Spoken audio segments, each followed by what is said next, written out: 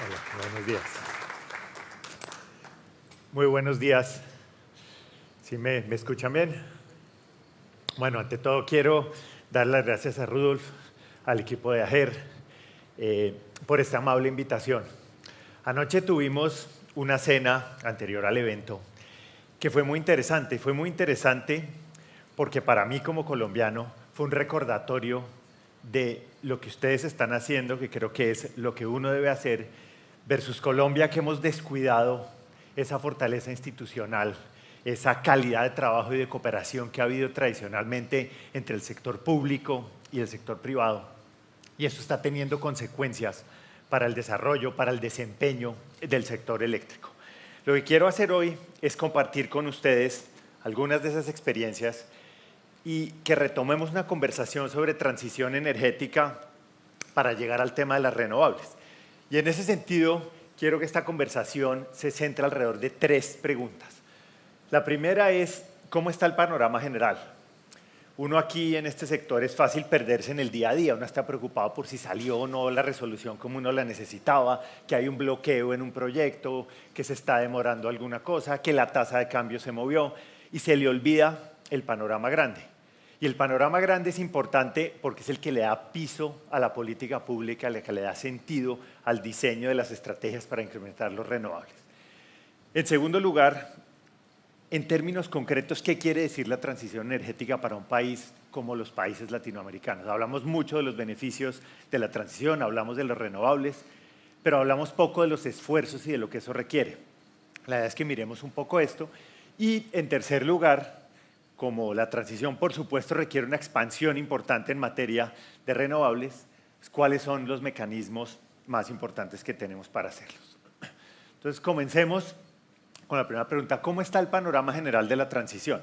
Y déjenme ir atrás, ir y mirar los últimos 200 años de consumo de energía, porque creo que cuando uno mira los últimos 2 siglos de consumo de energía, tiene 3 lecciones importantes que son las que le dan piso a todo lo que estamos haciendo acá. La primera es que los últimos 200 años le cuentan a uno una historia indudablemente de progreso. Ahí tenemos cómo desde 1800 hasta hoy el consumo estuvo más o menos estable hasta que más o menos a mitad del siglo anterior tuvo un punto de inflexión y despegó.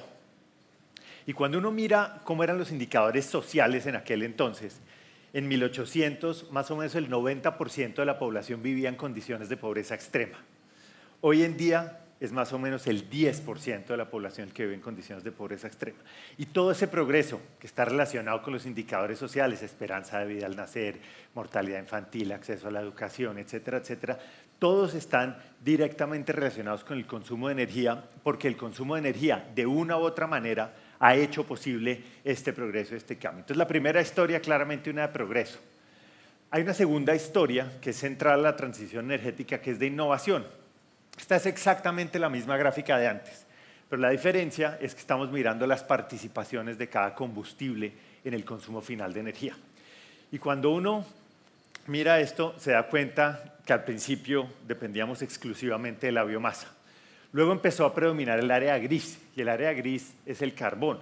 Y el carbón fue la revolución industrial, y con la revolución industrial fue el poder desencadenar el poder de la energía en beneficio del progreso. Hubo cambios importantísimos, como por ejemplo la participación de la mujer en el mercado laboral, la explosión en la producción y la reducción de precios, no sin muchos problemas de la forma en que estaba organizada la producción. Pero el punto de fondo es, logramos descubrir el potencial de esta energía y esta energía nos permitió apoyar mucho más el progreso y el desarrollo de la humanidad. Luego vino el petróleo mucho más adelante, realmente su explosión vino en la segunda mitad del siglo pasado y el petróleo permitió otra vez lo mismo, despertó o desencadenó la movilidad, la gente pudo tener un vehículo, la gente podía desplazarse libremente, eso cambió el comercio, cambió el desarrollo, etcétera, etcétera. Más recientemente, en el área de color morado, tuvimos la explosión del shale, la revolución del shale gas. Eso permitió cambiar la geopolítica mundial y permitió además reducir las emisiones, porque el gas empezó a sustituir carbón, empezó a sustituir combustibles líquidos que generan más emisiones por unidad de energía. Entonces, si uno mira los colores de la gráfica, le cuentan de revoluciones tecnológicas. Y si mira ahí arriba, lo que tenemos son la participación de las renovables, ¿no? Ahí tenemos nuclear, electricidad, viento, sol. etcétera, etcétera. Y el reto que tenemos con la transición es que en 25 años, miren lo que se ha tomado estos cambios tecnológicos, en 25 años los colores de esta gráfica tienen que ser del rojo hacia arriba los que dominen. Y ese es un reto inmenso, es un reto formidable que nunca hemos tenido que hacer en la historia de la humanidad. Ahora voy a volver sobre eso. Entonces, una historia de progreso, también una historia de cambio tecnológico, pero una historia, que es la tercera historia, una historia de emisiones. Alguna versión de esta gráfica seguro ustedes conocen. Esta gráfica lo que nos muestra son en el eje vertical las emisiones de gases de efecto invernadero, y lo que nos dice esta gráfica es lo que pasaría con la temperatura del planeta dependiendo de lo que pase con las trayectorias de las emisiones. Entonces vemos que de no hacer nada terminaríamos en un rango de calentamiento muy alto, entre 4 y 5 grados, pero que por el contrario, si logramos reducir las emisiones, que son esta línea verde y esta línea azul punteadas, lo que nos muestra es que con estas líneas de emisiones, si logramos bajarlas, lograríamos estar entre 1,5 grados o 2 grados, que es lo que nos dicen los científicos que están mirando el tema, debería ser nuestra meta. Entonces uno mira esto y dice, es cierto que el uso de los combustibles fósiles genera emisiones, y es cierto que la reducción de emisiones tiene que estar en el corazón de nuestro esfuerzo. Y aquí es cuando uno se va a este lado de la lámina que le dice de dónde vienen las emisiones del mundo. Y lo que se da cuenta es que 3/4 partes de las emisiones vienen de la producción y el consumo de energía. Entonces esto conecta los dos pedazos y es el que le da sentido a la transición energética. Si necesitamos movernos por las líneas punteadas y reducir las emisiones para evitar los efectos negativos del cambio climático, nuestro principal foco como planeta debería ser la reducción de energía y de ahí la transición energética. Eso no quiere decir que para todos los países sea lo mismo, como vamos a ver, pero esta es la esencia conceptual de por qué estamos metidos en los temas de transición energética. ¿Qué pasa si no lo hacemos? Pues un país como Guatemala, como el caso de Colombia, tenemos una altísima vulnerabilidad al cambio climático, porque dependemos de la agricultura, dependemos del turismo y tenemos infraestructura que se afecta por los cambios climáticos extremos. Esto, que es del IPCC, que es el panel de los científicos, de la Red Global de Científicos que estudia esto, hace unos cálculos y nos dice, mire lo que pasa con temperaturas extremas. Las temperaturas extremas pueden aumentar la frecuencia de estos eventos que son la frecuencia de ocurrencia de esos eventos. Entonces aquí, eventos que ocurrían una vez cada 10 años, entre 1850 y 1900, a medida que vaya aumentando la temperatura, va a aumentar su frecuencia. Y estos eventos que ocurren una vez cada 50 años también. Entonces, por ejemplo, un evento que ocurría una vez cada 50 años, si el planeta aumenta su temperatura global en 4 grados, quiere decir que esto empezaría a ocurrir 39 veces en lugar de una. En el caso de las precipitaciones, que es el otro extremo, lo vemos aquí abajo, y lo mismo las sequías que afectan regiones específicas. Entonces, ¿qué es lo que nos está diciendo esta gráfica? Lo que nos está diciendo es, si no logramos transitar esa senda, vamos a tener que exponernos a este tipo de situaciones, lo cual va a tener enormes costos en materia de desarrollo, en materia de pobreza, en materia de desigualdad. Y el otro mensaje que hay es que mientras mayor sea el esfuerzo o mayor sea la reducción que podamos hacer, vamos a evitar la mayor ocurrencia de estos eventos climáticos extremos. Entonces esto en cierta forma cierra el círculo, es decir, ¿por qué estamos haciendo transición y qué es lo que ganaríamos ahí? ¿Cuál es el problema? El problema de fondo, el problema central, es que la transición energética nos obliga a cambiar nuestra estrategia de desarrollo. ¿Qué quiere decir esto? En esta gráfica, lo que vemos aquí son las emisiones por persona, y en el eje horizontal lo que vemos es el ingreso per cápita, que es un indicador muy bueno de desarrollo para poder ver cómo cambia el desarrollo. Y lo que esta gráfica nos dice, que es para una serie de países en el mundo, lo que nos dice es que a medida que ha ido creciendo el desarrollo, el consumo de energía y las emisiones se mantienen relativamente estables hasta un punto de inflexión acá, como al nivel de México o al nivel de China, y ahí lo que termina pasando es que los países, para seguir su desarrollo, seguir creciendo en ingreso per cápita, van aumentando las emisiones porque su progreso recae en el consumo de combustibles fósiles. Entonces, la senda de desarrollo que hemos tenido es la línea verde y luego la línea azul. Lo que nos dice la transición energética es, esto ya no es una opción. Porque si queremos cumplir con las metas climáticas, debemos ser capaces de seguir generando o seguir dándole a la gente energía barata, energía asequible, energía confiable, pero energía de bajas emisiones. Es decir, sustituir la flecha roja, la flecha azul por la flecha roja. Y esta gráfica, si ustedes quieren, que me parece que es muy buena para ilustrar la tensión central que está en la transición energética. Y es que si uno no logra entregarle a la gente energía barata, energía confiable, energía a precios asequibles, pues simplemente o se monta en la flecha azul para no parar el desarrollo e incumple con las necesidades climáticas, o simplemente trata de quedarse en la flecha roja, pero si no es capaz de entregarse energía, pues para su desarrollo. O sea, hay esas tensiones que es donde está y lo que hacen quizá más difíciles las discusiones de transición energética. ¿Cómo vamos? ¿Cómo vamos con estas dificultades que enfrentamos? Esta gráfica que tienen es tomado del informe anual de mitigación que hace las Naciones Unidas, que hace el UNEP. Nos muestra, hay un montón de información, ya les voy a explicar lo que esto quiere decir. Aquí están las emisiones, aquí están las que hemos estado observando históricamente, y lo que nos muestra a 2030 es dónde deberíamos estar. Entonces, en 2030, si el mundo quisiera estar en 1,5 grados, tendría que estar aquí su nivel de emisiones. Si quisiéramos estar en 2 grados, deberíamos estar acá. Nos dicen que debemos estar en 1,5 grados. Entonces, estas son las metas. La línea de arriba nos dice, bajo las políticas actuales, hacia dónde vamos, y con lo que hay de compromisos, en el mejor de los casos, que son los compromisos que no están, que son los condicionados, o sea, con ayuda del resto del mundo, estaríamos acá. Entonces, ¿cuál es la brecha? La brecha es esta que vemos acá, para estar en el 1,5 grados. Esa brecha es de alrededor de 20 gigatoneladas de CO2 equivalente año. Eso es un número que no le dice a uno mucho, eso es poco, qué tan grande es la brecha, qué tan grande es el esfuerzo. Yo creo que una buena manera de dimensionarlo es entender lo que quiere decir lo que deberíamos bajar en 5 años a 2030.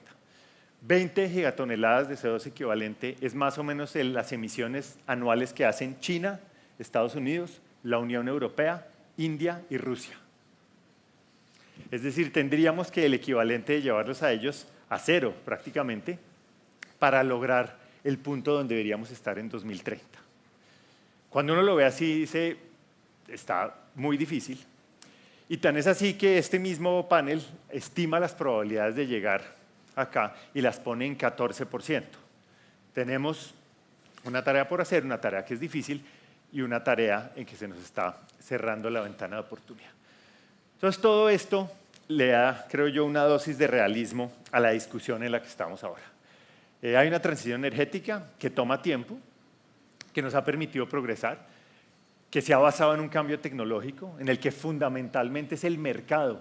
Claro que ha habido algo de política pública, pero fundamentalmente es el mercado el que ha hecho estos cambios.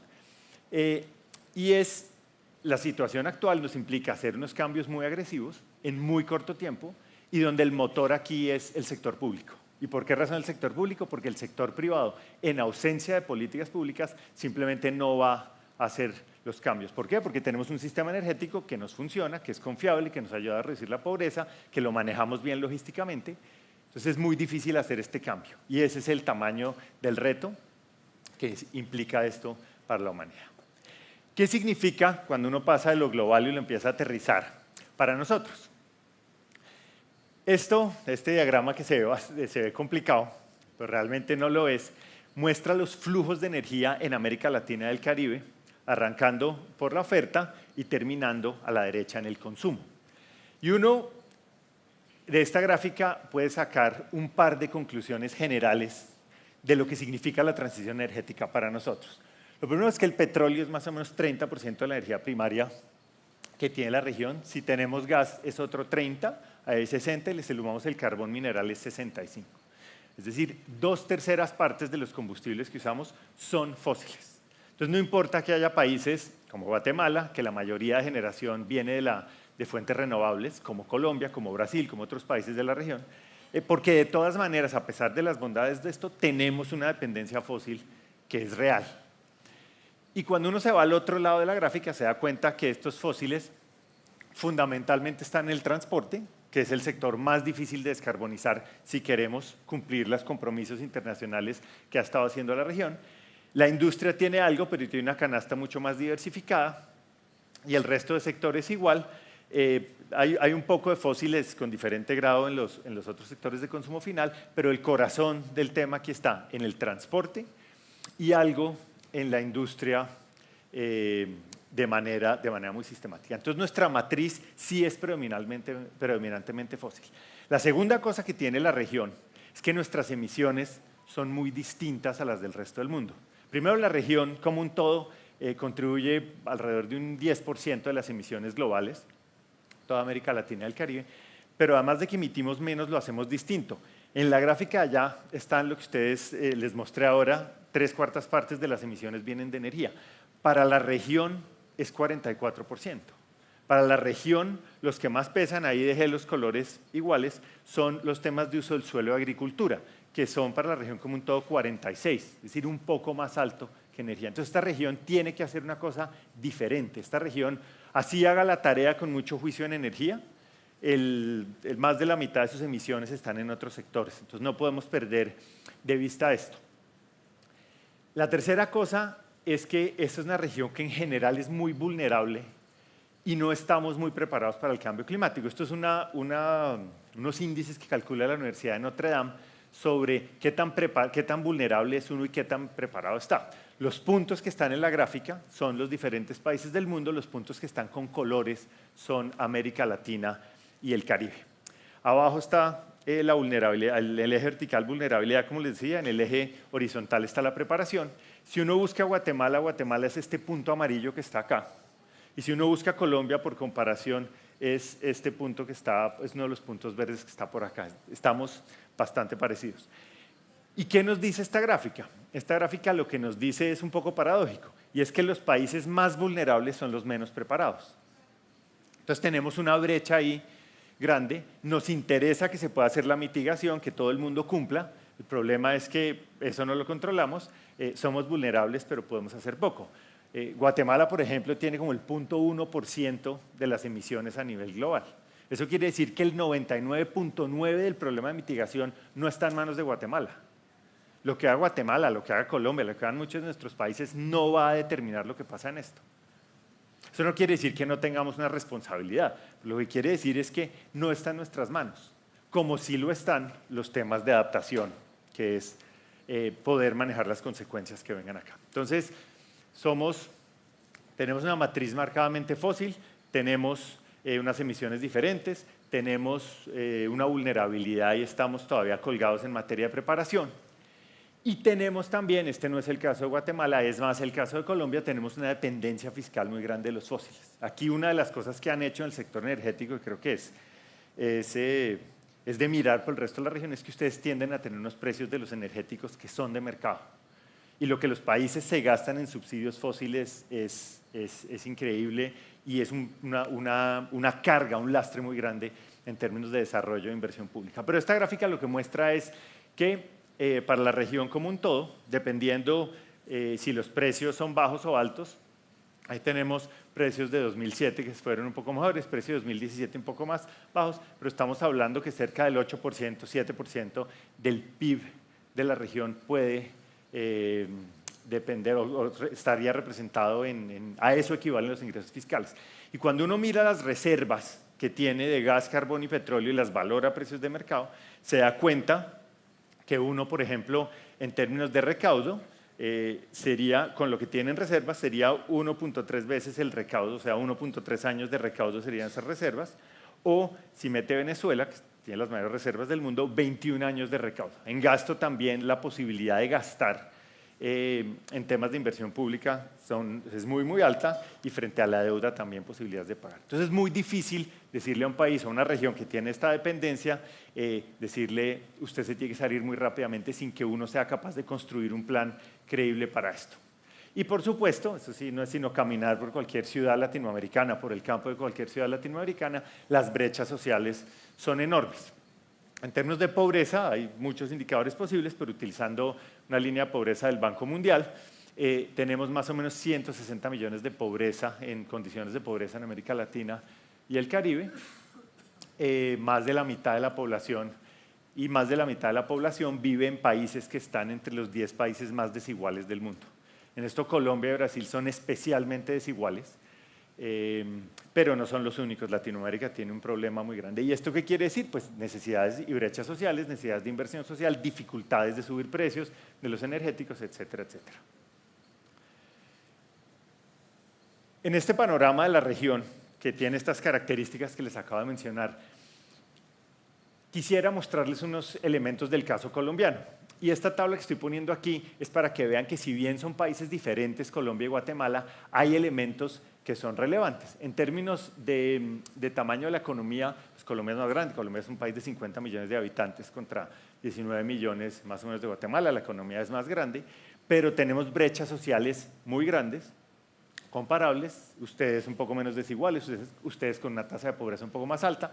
En términos de energía tenemos una gran participación de los renovables en la matriz, similar, tenemos unos consumos de energía muy bajos en términos per cápita, tenemos dependencia de los fósiles y tenemos unas emisiones en tamaño diferentes, pero cuando uno mira los indicadores de emisiones per cápita, cuando mira la intensidad energética, cuando está viendo niveles comparables. Entonces hay diferencias, pero hay similitudes en algunos de los temas de fondo.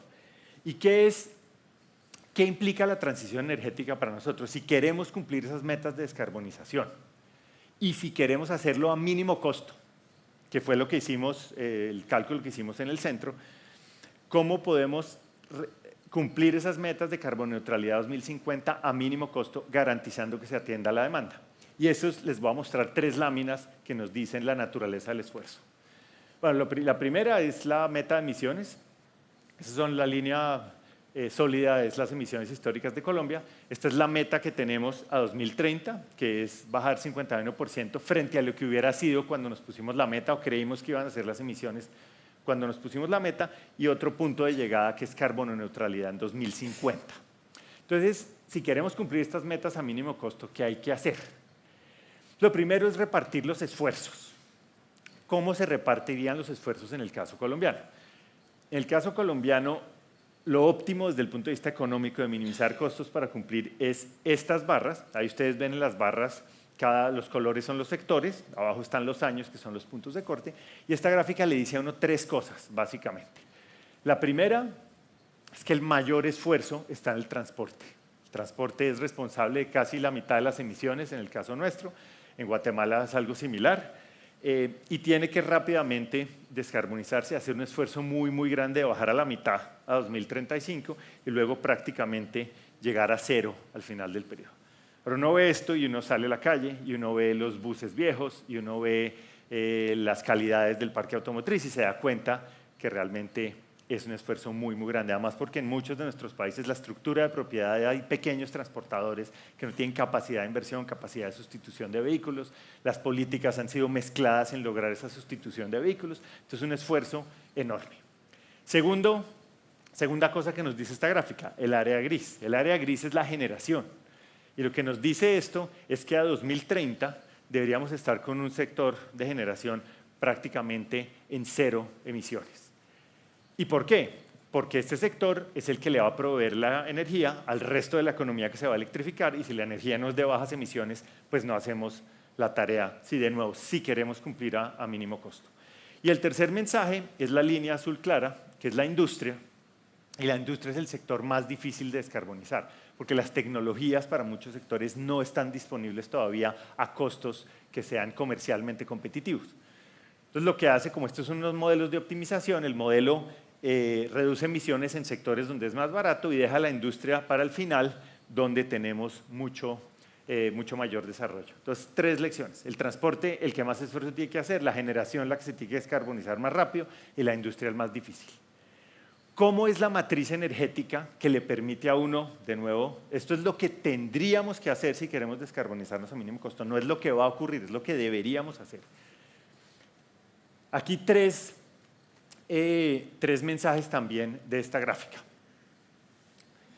Aquí la gráfica está, la lámina está organizada de una manera similar, solo que aquí no son los sectores, sino los energéticos, los colores. Y esto nos muestra el consumo final de energía. Los números son petajulios, pero no importa, lo que importa son las proporciones y lo que le pasa a los energéticos. Entonces, de la matriz energética que tenemos hoy, la primera cosa que ve uno es la participación de la energía. De 243 más o menos a un poco menos de 1000. Es decir, la cantidad de energía que se usa en la economía tendría que multiplicarse por 4, cuadruplicar la cantidad de energía. Hay que electrificar todo y electrificarlo con fuentes de bajas emisiones para poder alcanzar esta meta. Segunda cosa, que es contraintuitiva y es distinta a Guatemala, porque Colombia es productor de gas, necesitamos pasar de más o menos 200 petajulios en gas en 2020, pues actuales, al doble a 2040 y luego sí se cae. Entonces, ¿por qué necesita uno más gas y no menos gas para descarbonizarse? Eso es contraintuitivo porque el gas es un fósil. Bueno, lo que esto le muestra a uno es que el gas es la manera que tiene en el corto plazo para bajar emisiones, reduciendo carbón en la industria y reduciendo combustibles líquidos en el transporte. Esto mientras maduran las nuevas energías que no están comercialmente listas todavía, como el hidrógeno, como la captura del almacenamiento de carbono, etcétera, etcétera. Entonces, el gas efectivamente es un combustible de transición que nos puede llevar hasta acá. Esto, de nuevo, pensando en mínimo costo, porque si metemos el hidrógeno hoy a la fuerza, pues los precios de la energía se nos van a ir al techo. Entonces, es óptimo irlo haciendo así. Y el tercer mensaje es el que tiene que ver con la demanda. Fíjense el valor que está arriba. Pasamos de una demanda de 1.390 petajulios en 2020, en 2021, a 1.815 en 2050. Cuando uno mira lo que le pasa a la economía en este periodo, la economía casi se multiplica por 3. Entonces tenemos una economía 3 veces más grande que tenemos que ser capaces de sostener solo con un 30% más de energía. Y si uno lo piensa, sobre todo aquí que hay tanta gente de industria, pues estos son unas ganancias en eficiencia brutales. 3 veces el tamaño con 30% más de energía. Y esto sobre todo supone electrificar la economía por la eficiencia relativa al transporte. Si uno logra electrificar el transporte o pasarlo a bajas emisiones, gana en eficiencia muchísimo, las eficiencias más que se duplican. Entonces, ese es el reto. Entonces, de nuevo, ser capaces de proveer toda esta electricidad, tener el gas como un combustible de transición y tener unas ganancias en eficiencia gigantes que vienen de cambio de equipos, de inversiones en procesos, bueno, etcétera, etcétera. Entonces, tenemos un esfuerzo en emisiones y tenemos una canasta que hace esto. ¿Cómo produce uno esta energía eléctrica? ¿De dónde viene esta energía eléctrica? Aquí está la matriz de generación en Colombia, aquí está en gigavatios. Nuestra capacidad de generación, digamos, alrededor de unos 20, un poco más de 20 gigavatios. Y ustedes ven cómo va creciendo, prácticamente se tiene que casi duplicar al 30, volver a duplicar al 40 y aumentar en un 50% al 50. Son expansiones gigantescas. Y cuando uno mira cómo se están sacando los proyectos, yo hoy anoche en la comida oía a Rudolf hablar con los reguladores y decía, bueno, música para mis oídos. En Colombia se ha vuelto sumamente difícil hacer líneas de transmisión, por ejemplo. Tenemos problemas en Bogotá, en que hay, por ejemplo, proyectos de vivienda que no se les puede dar conexión a la red porque tenemos unos atrasos por una infinidad de problemas, muchos legales y de permisos. Hay problemas para expansión de vivienda en Bogotá por acceso pues, por problemas de transmisión. Y les podría contar pues 1000 historias. La famosa línea que se llama Colectora, que es en la región Caribe de Colombia, si ustedes se acuerdan, en el mapa muy al norte, ahí cerca de Venezuela, esa línea que iba a meter todos los renovables que se subastaron, es una línea fundamental para nuestra política energética, lleva más de 2 años de atraso. Y no es claro cuándo se va a poder terminar. Muchos de los generadores ahí han desistido de sus proyectos, ¿no? Entre ellos generadores grandes como Energía de Portugal, como Enel, por la imposibilidad de sacar los proyectos adelante. No son problemas nuevos, son problemas que así se han ido acumulando, pero lo que quiere decir es, uno tiene que cuidar muy bien ese marco institucional cuando tiene una comunicación fluida y el trabajo entre el sector público y privado tiene que preservar eso porque se puede deteriorar. Les voy a hacer un par de comentarios más sobre esto. Entonces miren la expansión y miren los colores. Básicamente estamos hablando, el color naranja es solar, piensen solar, hay que multiplicarlo 12 veces, ¿no? eólico también, esto es capacidad de generación, obviamente por la intermitencia los factores de planta son menores, pero una participación muy importante de sol, de viento y de hidroelectricidad también. Entonces fíjense que esto cierra un poco el círculo. ¿Qué necesitamos para hacer la transición? Necesitamos repartir los sectores de acuerdo a sus características, repartir los esfuerzos. Por otro lado, ser capaces de cambiar la matriz energética como vimos, con unas ganancias en eficiencia muy grandes también. Y en tercer lugar, multiplicar la generación renovable con un esfuerzo inmenso. Y aquí no estamos hablando de redes, aquí solo estamos hablando de generación, pero esto tiene que estar acompañado de una expansión en redes. Hace un rato Juan Esteban hablaba de entre 4 y 5 mil kilómetros de redes que han calculado estudios acá. Así es de grande los aumentos que se requieren en redes. Y aquí estoy tomando el estudio, por cierto, muy interesante este estudio que hizo AGER. Este es el escenario con adición de renovables. Aquí vemos una expansión muy grande en generación que se requiere y uno ve una participación en los renovables que pasa de un poco más de la mitad a 3/4 partes. De nuevo, esto es aumentar la participación con una demanda que crece, un esfuerzo muy, muy grande en expansión que no se va a dar por sí mismo. Tienen que estar las señales ahí para que esa expansión se pueda dar.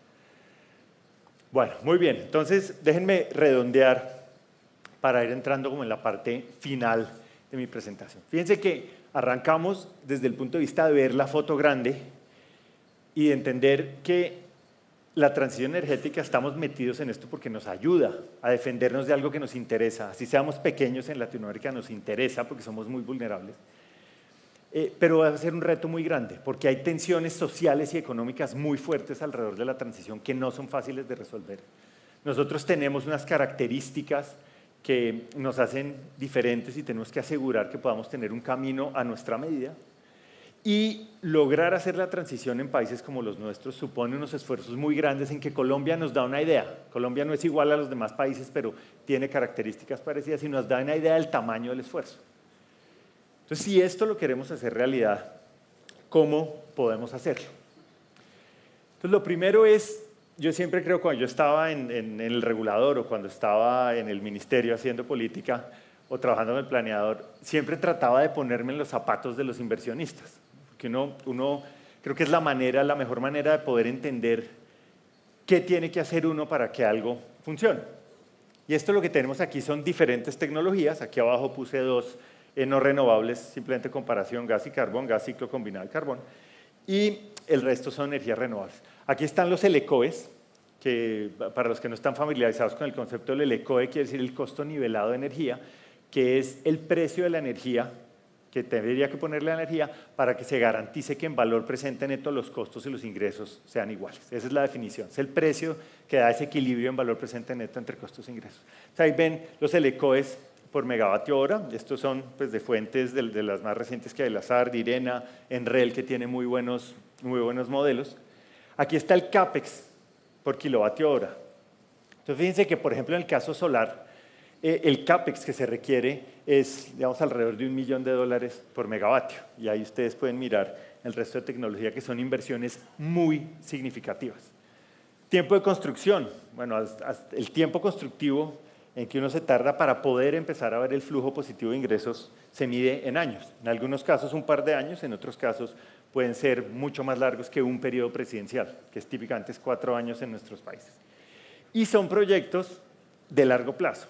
Entonces son inversiones muy, muy diferentes porque requieren que se hagan con eficiencia para poder estar en los rangos competitivos de precios, requieren mucho CAPEX, son muy intensivos en capital, tiempos constructivos largos frente a otros sectores de la economía y vidas útiles muy extensas. Entonces, cuando uno tiene un proyecto de esta naturaleza, tomamos por ejemplo el caso de solar, uno aquí puede mirar el flujo de caja típico, digamos, esto es estilizado, esto sería un flujo de caja, digamos, de un proyecto solar típico, y uno lo que ve es un par de años de fase constructiva, donde lo que hay son flujos negativos, porque lo que hay que hacer es invertir, y luego tiene un perfil de ingresos, que ahí tiene un descenso, porque pues, hay reducciones en eficiencia, capacidad, bueno, etcétera, etcétera, y luego al final un flujo un poco menor, porque hay unos costos de comisionamiento. Entonces, este es el flujo de caja con el que se sancionan los proyectos. Este es el flujo de caja que hacen los afiliados de AGER cuando van a participar en una subasta. para su tecnología en particular, este es el flujo de caja que hacen, y esta es la conversación que tienen alrededor de decidir si participan o no. Entonces, cuando uno está sentado como inversionista tomando estas decisiones, uno dice, bueno, ¿y qué riesgos tengo? Esto se ve bien, suena bien, si se materializa. Pero ¿qué riesgos tengo? Y hay 7 grandes riesgos que enfrentan estos proyectos. El primero es un riesgo regulatorio. ¿Y cuáles son los cambios, el riesgo regulatorio? Pues que cambie la regulación y perfiles de ingresos, en este caso, por ejemplo, para 20 años, que los cambios regulatorios cambien este perfil de ingresos y yo no sea capaz de recuperar lo que necesito para asegurar la rentabilidad con la que me metí a mi inversión. En segundo lugar, cambios políticos, tristemente muy comunes en la región. Ustedes creo que están haciendo la tarea mucho mejor que muchos países. Y son unos riesgos muy grandes. Por ejemplo, en Colombia ahora hemos visto unas señales del más alto gobierno directamente sobre su interés, por ejemplo, que la inversión en térmica sea cero, que la inversión en fósiles sea cero, cuando no hemos resuelto los problemas de soporte, de respaldo para la generación.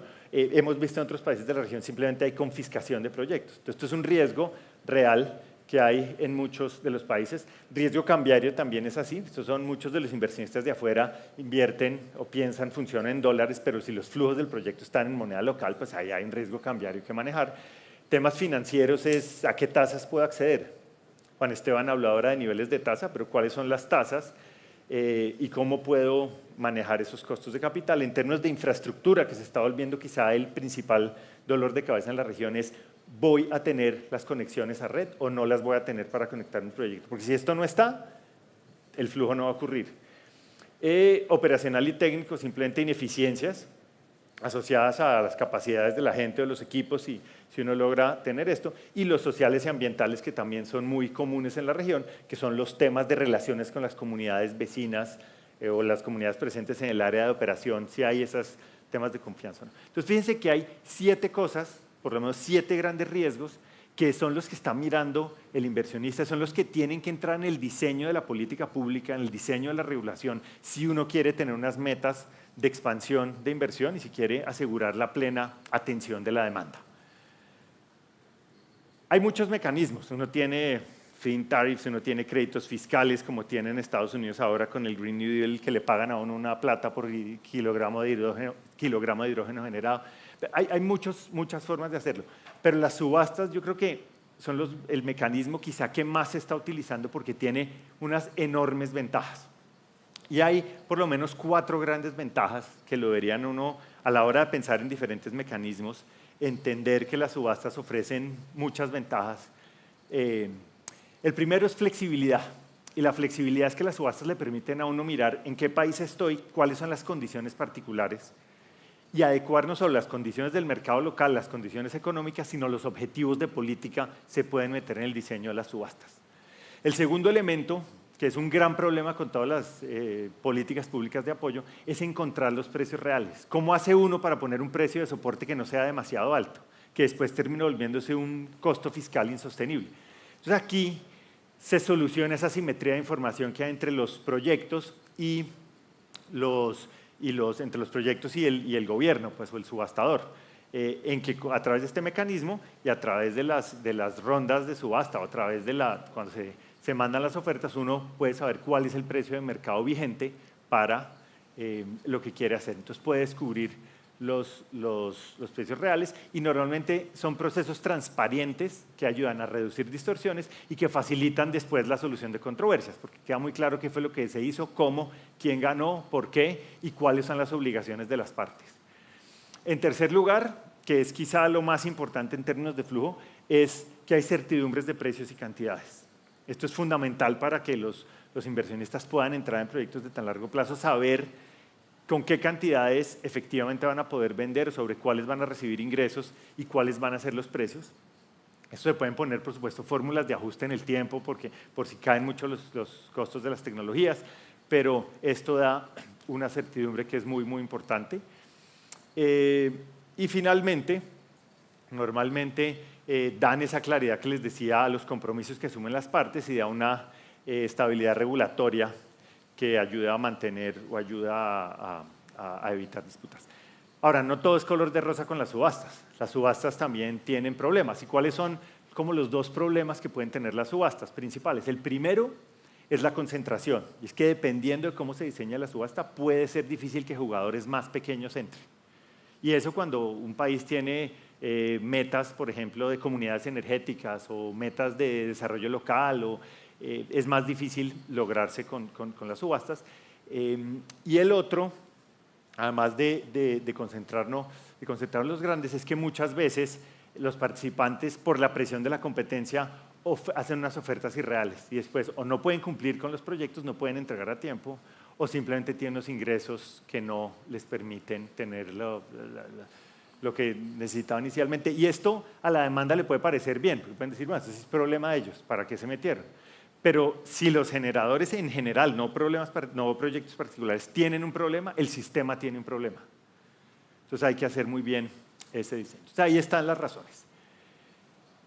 ¿Cuáles son esos elementos fundamentales? Y esto, pues la gráfica lo que muestra, cada una de las barras sería un proyecto potencial, ¿no? Cada proyecto en sus ofertas pone su precio, el regulador tiene una demanda y se llegaría a un precio de equilibrio como el que está ahí. Entonces, cuando uno está diseñando una subasta, uno quiere que idealmente ocurra esto, que haya, mientras más proyectos sean, mucho mejor, mientras la altura de las barras sea más bajita, mejor en términos de consumo, que sean los precios más eficientes. Y uno quiere dar los incentivos no solo para que eso ocurra, sino para que los proyectos terminen y se pongan en operación y le entreguen los beneficios con los que fue diseñado. Pero hay unos trade-offs en el diseño de estas subastas que es muy importante tener en cuenta porque eso va cambiando a lo largo del tiempo. Anoche me contaban cómo de la primera subasta que se hizo a hoy ha habido unos cambios muy significativos, no solo en el diseño, sino en las necesidades. Ahí está el regulador. Entonces uno tiene que pensar en este tipo de cosas. Primero, ¿uno va a hacer una subasta solo de precios o tiene otros objetivos de política? Cuando la subasta es solo de precios, lo que uno va es a fomentar la mayor cantidad de competencia para que los precios sean los más bajos. Ese podría ser el caso, como nos contaban anoche, cuando el búnker dominaba la matriz energética y hubo la necesidad de empezar a hacer los recambios aparentemente. Pero no solo son precios. Las subastas se diseñan con múltiples objetivos, desarrollo local, diversificación de la matriz de generación. Entonces es muy importante definir qué quiere uno porque puede haber un trade-off. Mientras más condiciones le pone a uno, los precios normalmente son más altos. Mientras uno va solo por la eficiencia, va a haber menos de los otros objetivos, pero tiene mejores precios. Entonces hay un primer trade-off. Segundo trade-off es el tipo de subastas, neutral o por tecnología. Ya creo que esto lo cubrimos. Las subastas neutrales ayudan mucho más en precio. Las subastas por tecnología pueden ayudar a metas de política y de diversificación que se tengan, como las que uno tenga asociada al cambio climático, por ejemplo. En términos de participación también hay un trade-off grande, y es que si uno abre completamente la subasta, pues entra todo el mundo. Y eso es muy positivo, que haya toda clase de jugadores grandes, pequeños, locales, internacionales. Pero lo malo es que se le cuela a uno ahí mucha gente que no es capaz realmente de sacar los proyectos adelante. Entonces uno tiene que poner unos requisitos de participación. Pero si se le va la mano en requisitos de participación, puede que mate proyectos perfectamente viables. Entonces ahí es donde le toca a uno hacer ese balance tan importante. En tercer lugar, en términos de asignación y riesgos, por ejemplo, son contratos take or pay o contratos take and pay. Eso le deja el riesgo de las cantidades a una parte o a la otra y uno tiene que tener mucha claridad de cómo lo pone. El riesgo cambiario, ¿cómo se maneja? Se hace un contrato, por ejemplo, en dólares, en que los ingresos estén remunerados en dólares, pues entonces lo deja el riesgo cambiario a la demanda. ¿Uno está ok con eso o mejor se lo deja a la oferta? ¿Quién lo puede manejar mejor? ¿Qué pasa con las demoras y el desempeño? Si hay demoras en la entrada, ¿qué penalización hay? ¿Quién la asume? ¿Son tan grandes estos que puedo matar proyectos? ¿O son tan bajos que simplemente no van a incentivar la entrada a tiempo? ¿Qué pasa si no entregan lo que prometieron? Todos esos son elementos de diseño fundamentales. ¿Pongo o no pongo precios techo? Ayer me contaban que hay unas experiencias con precio techo. Ahí poner el precio techo puede matar proyectos buenos, pero también evita precios muy altos. Y la otra cosa es si uno revela o no revela esos precios techo. Normalmente cuando lo revela eso da mucho más certidumbre para que la gente pueda armar mejor sus ofertas, pero lo que le termina pasando es que todo el mundo está ahí muy cerca al techo. Entonces, de nuevo, hay que balancear eso. En términos de mecanismos, ojalá, ¿qué tan simple lo hace uno la participación tan complejo, como es la estructura de pagos? Y por último, que creo es un tema relevante acá, la periodicidad.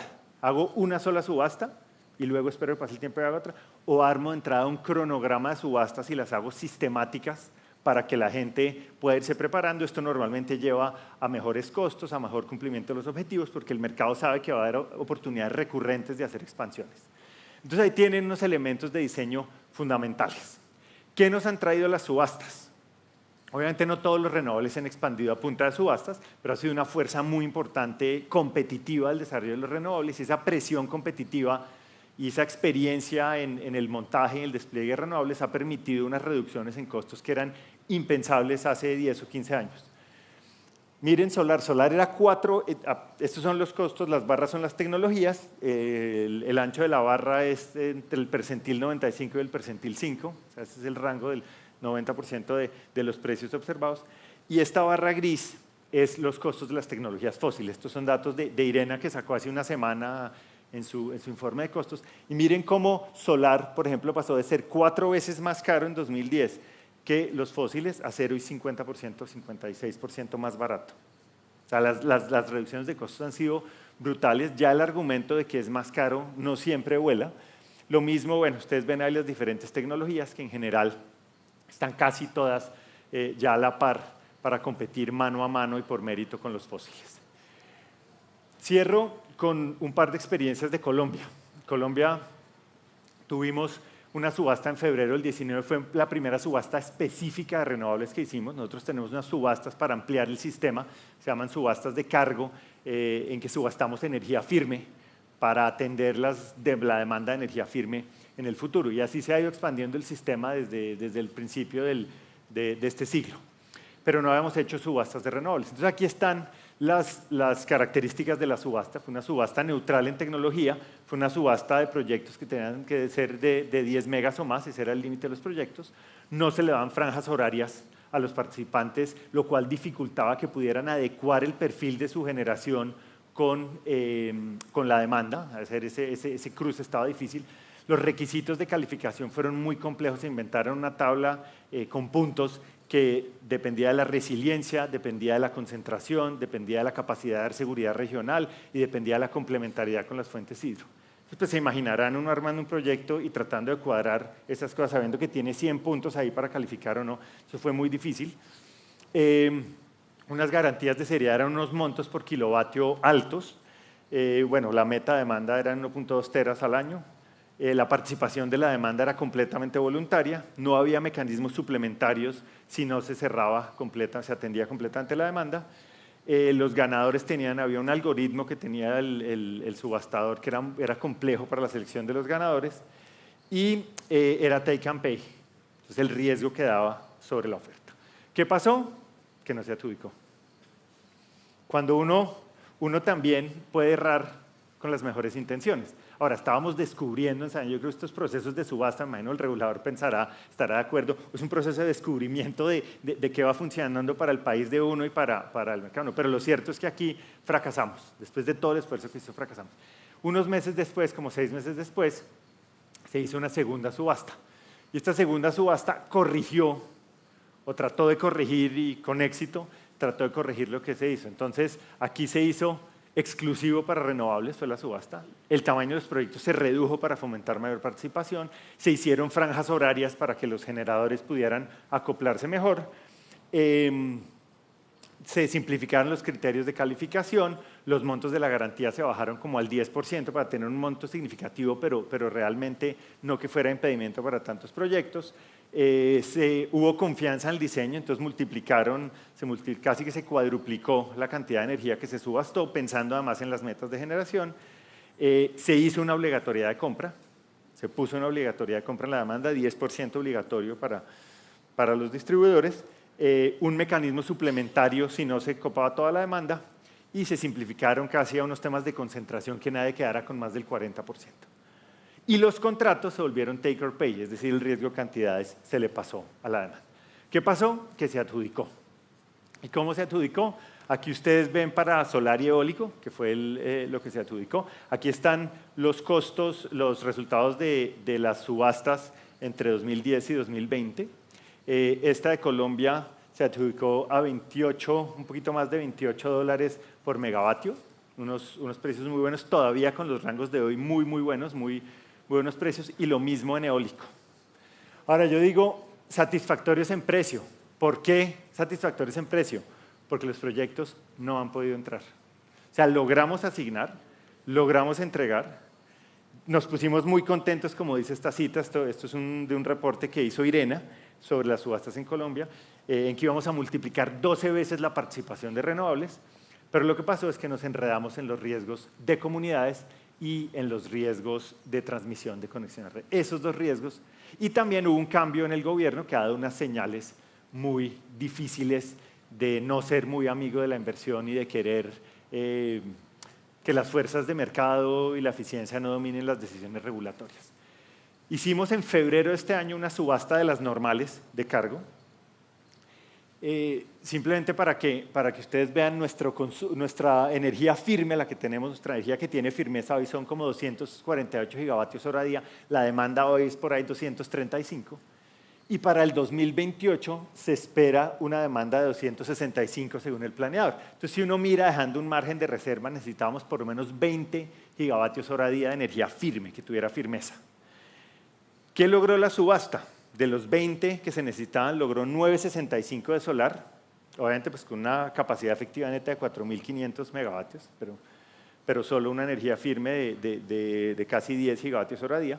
En térmico tuvimos biogás y biomasa como 1 giga más. Entonces logramos tener 11 de 20. La primera vez en la historia, desde que hacemos subastas, que no logramos cerrar y atender toda la demanda. ¿Qué está detrás de esto? De nuevo, que se están materializando riesgos de la lista. Y es que hay mucha preocupación por el tema constructivo. La gente está pensando a qué se presenta y a qué no. Está tratando de entender las intervenciones que se han anunciado de cómo operaría el mercado, si se materializan o no, si se van a techar los precios de bolsa o no. Entonces hay un montón de incertidumbres en que mucha gente se está frenando y los que están apostando son las de las tecnologías renovables que sí le gustan al gobierno y que están en zonas no tan controversiales desde el punto de vista social y ambiental. Entonces, en síntesis, fíjense que hemos hablado de la lógica de la transición y por qué estamos en esto, lo que se requiere para países como los nuestros y cómo esa expansión tan fuerte en las renovables, las subastas pueden ser uno de los mecanismos ideales. Entonces, para cerrar, quisiera cerrar con estas 4 cosas. Lo primero es que la transición energética, si la queremos hacer bien, se necesita de política y regulación fuerte.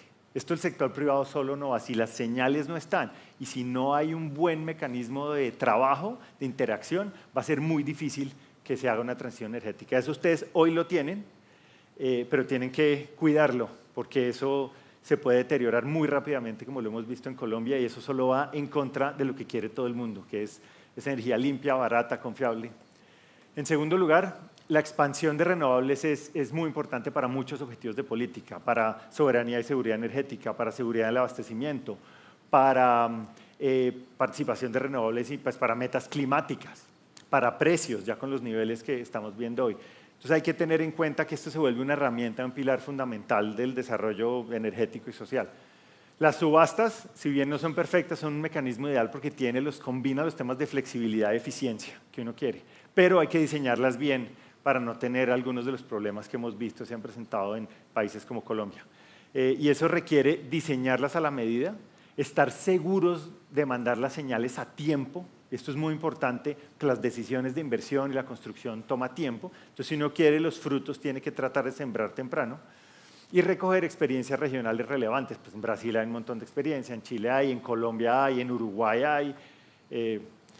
Y finalmente, pues por todo lo que uno ve, por los resultados de subastas anteriores, Guatemala tiene una experiencia que ha mostrado tener en materia regulatoria y capacidad de manejar inversiones importantes, por lo cual puede seguir apalancándose en las subastas para sacar sus objetivos. Y eso es quizá con lo que quisiera cerrar, y es uno a veces, cuando se mira a uno mismo, uno solo ve los problemas, los gaps que tiene, las deficiencias, lo que no está.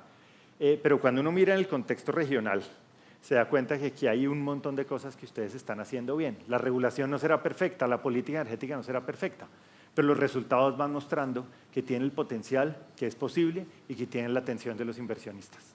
Muchas gracias.